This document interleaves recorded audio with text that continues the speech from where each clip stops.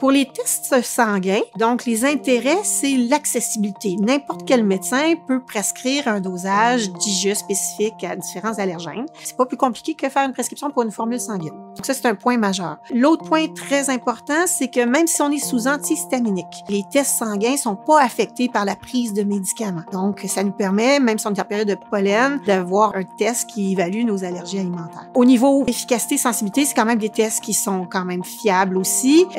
Évidemment, on peut avoir autant pour les tests sanguins que les tests cutanés des tests qui sont faussement positifs, faussement négatifs. C'est deux outils, mais le test qui détermine souvent dans les situations douteuses, c'est le test de provocation orale. Et donc, le test sanguin est un très bon outil de dépistage. Au niveau des inconvénients, je vous dirais, il y a le fait que ce soit une prise de sang. Si on regarde entre autres pour les enfants, une prise de sang, c'est pas banal. Et l'autre chose, les résultats sont longs à avoir, malheureusement, à moins d'aller dans le privé où là, on peut avoir les résultats habituellement en 24-48 heures. Dans le système public, c'est souvent 6 à 8 semaines. Donc, il y a un délai qui est là. Et au niveau du coût, les tests sanguins sont très coûteux.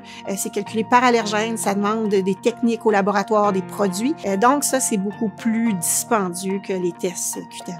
Les tests sanguins de dosage d'IgE peuvent être faits dans le milieu système public où les coûts vont être pris évidemment en charge par la RAMQ. Ils peuvent être faits aussi dans le privé, chez les gens qui ont des assurances privées. Effectivement, si on fait dans l'assurance du côté du privé, on a intérêt à avoir de très bonnes assurances parce que pour quelques tests, on monte facilement une facture qui peut aller jusqu'à 500 $. Donc, pour la personne qui veut le faire, qui n'a pas d'assurance, c'est un investissement qui n'est pas négligeable. Si on a une assurance et puis qu'il y a une situation qui nous demande un certain délai raccourci, c'est une option qui est envisageable tout à fait.